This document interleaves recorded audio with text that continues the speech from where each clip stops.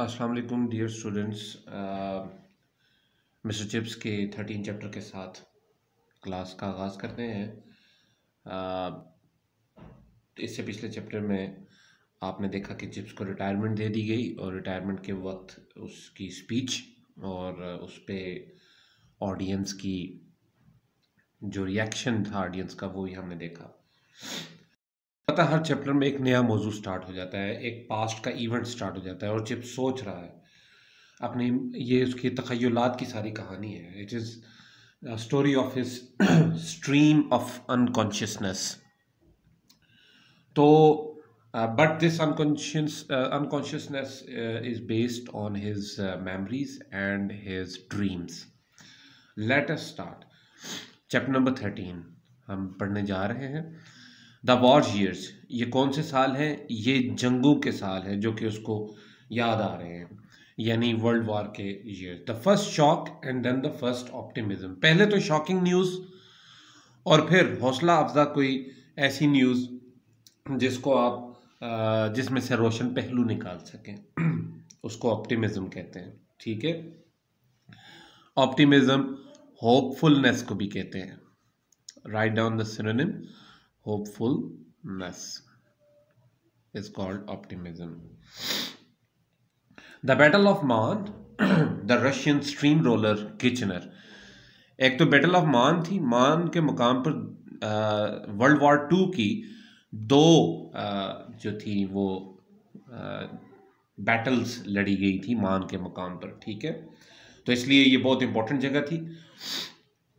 एक बैटल में इंग्लैंड के इत्तेहादियों को फतह हुई थी और दूसरे में उनको जर्मनी के खिलाफ जारी बातें लड़ रहे थे, तो दूसरे में उनको वो हार गए थे। बैटल ऑफ मान की जो खबर आई थी उसकी वजह से भी, यानी पहले शॉक और फिर ये वाली खबर कौन सी थी? ये शॉक ऑप्टिमिज्म वाली थी। The Russian stream roller Kitchener, और किचनर एक इनका जर्नल था और ये पहली जो फर्स्ट वर्ल्ड वॉर में फील्ड मार्शल के ओहदे पर भी रहा था। काम था आर्मी के लिए रिक्रूटमेंट्स करना, इसका काम था। और फिर ये हुआ कि इसका बहरी बेड़ा जो था जिसमें ये जा रहा था तो वो बारूदी सुरंग से टकरा गया और फिर ज़ाहिरी बातें मर गया। तो इसका एक जो था ना खबर आई और वो खबर बड़ी बहुत ज़्यादा शॉकिंग थी सबके लिए। ठीक है,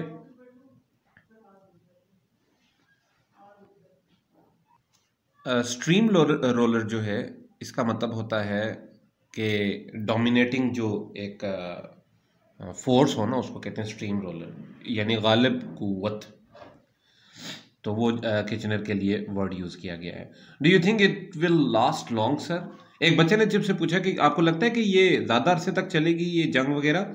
chips question as he watch the first trial games of the season. Chips season की पहली ट्रायल गेम्स देख रहा था और उसने ये सवाल उधर ही देखते देखते, यानी उसकी निगाह गेम्स की तरफ थी और कान उस बच्चे के सवाल की तरफ। एक बच्चे ने सवाल किया, गेव क्वाइट अ चीयरी आंसर, उसने एक शगुफ्ता जवाब दिया। चीयरी शगुफ्ता, अच्छा सा, ठीक है, शगुफ्ता जवाब दिया।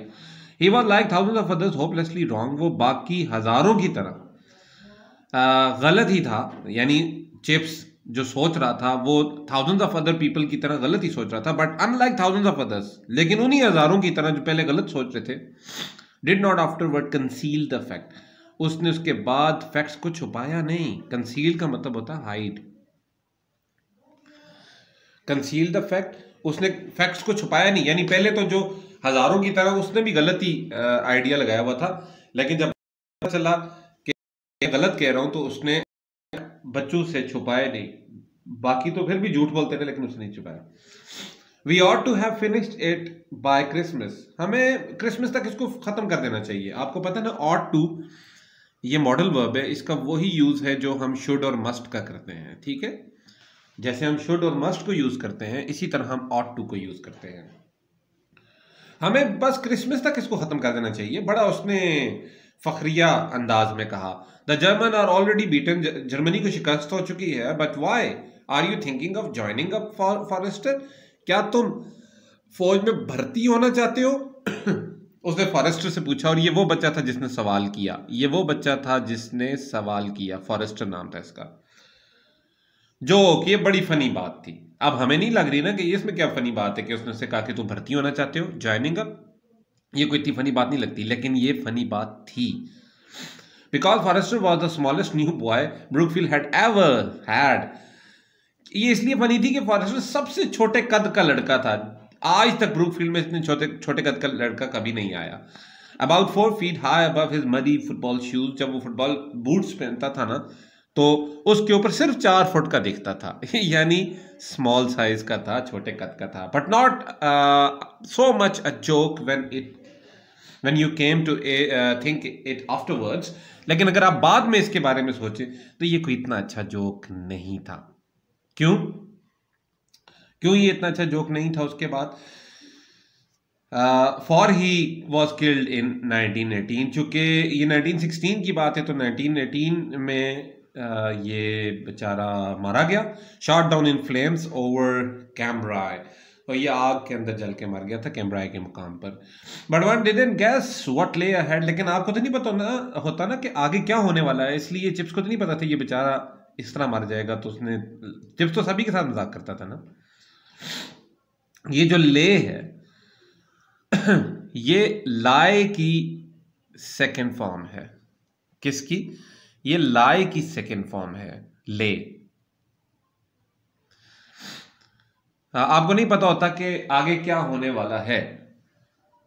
It seemed tragically sensational. और ये खबर जो थी वो ट्रेजिकली सेंसेशनल थी। अब ये देखें कितनी ज़बरदस्त कंपोजिशन है।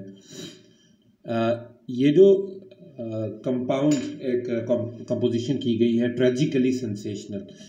अब वो ये भी कह सकता था कि इट सीम्ड सेंसेशनल, ठीक है।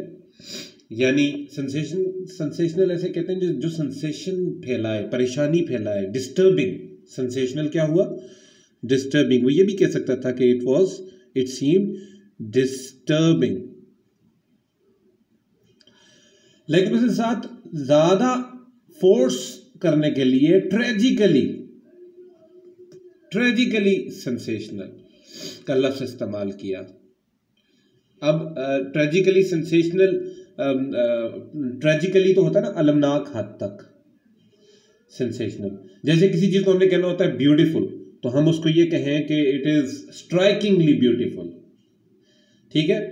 अगर हमने कहना होता है कि ये चीज बहुत बोरिंग है, हम कहेंगे इट इज बोरिंग। तो अगर हम इसके साथ लगा देंगे इट इज टेरिबली बोरिंग, तो ये एक एडवर्ब लगा के बहुत जबरदस्त कॉम्बिनेशन बनता है। और यहां भी इसी तरह का एक कॉम्बिनेशन बना के दिखाया गया है, tragically sensational. It seem tragically sensational, ये बहुत अलमनाक हद तक डिस्टर्बिंग था। When the first old Brookfieldian was killed in action, जब पहला ब्रूकफील्डियन मारा गया, पुराना, इन एक्शन, लड़ाई करते हुए, इन सितंबर, ये सितंबर की बात है। Chips thought when that news came, जब ये खबर आई 100 years ago, 100 साल पहले, boys from this school were fighting against the French। उस वक्त लड़ाई किसके दरमियान हुई थी? फ्रेंच के साथ। Strange in a way that the sacrifice of one generation should so cancel out those of another। ये कितनी जबरदस्त एक यूनिवर्सल लाइन है। ये वाली लाइन यूनिवर्सल है बच्चों, कि एक जनरेशन की जो सेक्रीफाइसेस होती हैं, कुर्बानियां होती हैं, वो आने वाली जनरेशन बिल्कुल कैंसिल कर देती है। यानी जिसने पहले कुर्बानी दी, उसको नई कुर्बानी जब आती है ना, तो वो कुर्बानी भूल दी जाती है कि हाँ, इससे पहले भी किसी ने जान की कुर्बानी दी थी। समझ रही है? एक जनरेशन की कुर्बानी दूसरी जनरेशन की कुर्बानियों को पे पर्दा डाल देती है। He tried to express this to Blades। उसने ब्लेड्स के आगे ये बात करने की कोशिश की। The head of school house, जो कि स्कूल हाउस का हेड था। ब्लेड्स 18 लेकिन ब्लेड जो कि 18 बड़ा था, and already in for a cadetship, और वो कैडेटशिप कर रहा था। और लीलॉफ्ट वो सिर्फ इस बात पर हंसा, What had all that history stuff to do with it anyhow? इस सारे का ताल्लुक हिस्ट्री के साथ क्या था? ताहम just old chips with one of his queer idea, that's all. उसने यही सोचा भाई बस चिप्स से अपने अपने ख्यालात हैं इसके, अपने इसके नजरियात हैं और कुछ नहीं. 1915 आ गया. Armies clenched in deadlock. Clenched का मतलब होता है किसी चीज के अंदर आप स्ट्रक हो जाए, ठीक है. वैसे क्लेंच का मतलब होता है क्लच्ड, होल्डेड, ठीक है, किसी चीज की गिरफ्त में होना. डेडलॉक किसे कहते हैं? तातुल, ऐसी स्टेट जिसके अंदर कोई डिसीजन ना हो रहा हो, ठीक है. इसके लिए जो अच्छा वर्ड है वो है स्टेलमेट. स्टेलमेट, STALE, स्टेलमेट, यानी ऐसी सिचुएशन जहां आप ना इधर हो सकते हो ना उधर हो सकते हो. यानी Switzerland, from the sea to Switzerland, Switzerland के साथ जो समंदर के अंदर अभी तक आर्मीज डेडलॉक का शिकार थी, कुछ डिसीजन नहीं हो रहा था. द डार्डेनल्स गैलेपी. डार्डेनल भी एक जगह का नाम है तुर्की के मुकाम पर, उसको डार्डेनल कहते हैं. और गैलेपी भी एक जजीरा है, टर्की के साथ ही है, तो उसके ये वहाँ से खबरें आ रही थी. Military camps springing up quite near Brookfield. Military camp Brookfield के पास लगाए गए थे, नस्ब किए गए थे, ठीक है. स्प्रिंगिंग अप का मतलब कि जैसे नहीं घास उगती, इस तरह नमूदार हुए, वो लगाए गए कैंप्स.